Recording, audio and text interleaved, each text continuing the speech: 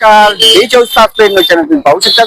अखंड महाराष्ट्रामध्ये महसूल असेल व आरोग्य विभागाचे कर्मचारी असेल मोठ्या ताकदीने आज गेल्या 4 दिवसापासून हे आंदोलन करत आहे. नेमका आज आंदोलनाचा काय भाग कुठला आपण जाणून घ्या.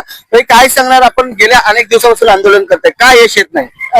आता गेल्या अनेक दिवसापासून आम्ही संपावर आहोत. 21 एप्रिल पासून आम्ही संपावर आहोत आणि या आधी देखील आम्ही 7 दिवसाचा संप केला होता. त्यावेळेस शासनाने आम्हाला ग्वाही दिली होती की आपल्या मागण्या आम्ही मंजूर करत आहोत, परंतु तरीही आमच्या मागण्या मंजूर झाल्या नाही आणि त्यांनी आम्हाला खोटी आश्वासनं दिलेली होती. परंतु आता जोपर्यंत ते आम्हाला लेखी स्वरूपात आणि JR जोपर्यंत काढत नाही तोपर्यंत आमचा बेमुदत संप राहणार आहे. याची शासनाने दखल घ्यावी. आणि त्यामध्ये अनेक संघटना असल्यामुळे हा प्रश्न सुटत नाही असं मानलं जातंय, काय सांगणार? जास्त संघटना झाल्यामुळे विषय गंभीर होतोय, काय सांगणार? जास्त संघटना झाल्यामुळे तुमचा प्रश्न सुटत नाही, काय सांगणार? आंदोलन करतायत तुम्ही, तुम्हाला माहिती असलं पाहिजे. आंदोलन करतायत माहिती असलं पाहिजे. जरी संघटना वेगवेगळ्या असल्या तरी शेवटी आम्ही सगळे सरकारी कर्मचारी एकच आहोत. त्यामुळे युनियन जरी वेगळ्या असल्या आमच्या, तरी सर्व सरकारी कर्मचारी आम्ही एकजुटीनेच संपात उतरलो. राज्याला तुम्ही पाठपुरावा सर्वांच्या मागण्या एकच आहेत ना.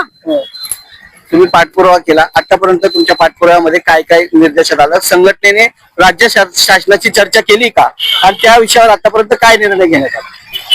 राज्य सरकारी कर्मचारी संघटना आणि समन्वय समिती यांनी आतापर्यंत बऱ्याच वेळा चर्चा केली. त्यामध्ये त्यांनी आम्हाला राष्ट्रीय सुधारित योजना त्यांनी आम्हाला सांगितली होती, परंतु जी राष्ट्रीय सुधारित योजना सांगितली होती त्याचा देखील अजूनपर्यंत JR निघालेला नाही की राष्ट्रीय सुधारित योजनेमध्ये सहभागी व्हायचं आहे की नाही व्हायचं आहे.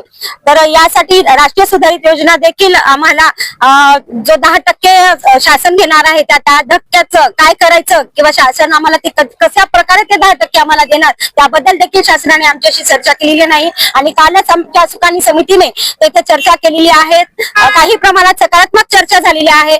आज ना उद्या त्या गोष्टीचा उल्लेख राज्य सरकारी कर्मचारीचे विश्वास काटकर आपल्याशी सगळ्यांशी संपर्क साधतील.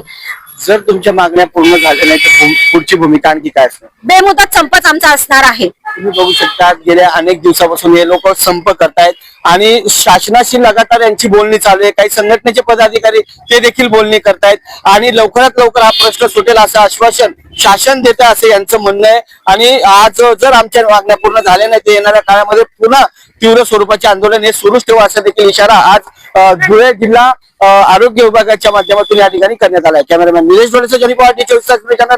जय हिंद, जय महाराष्ट्र.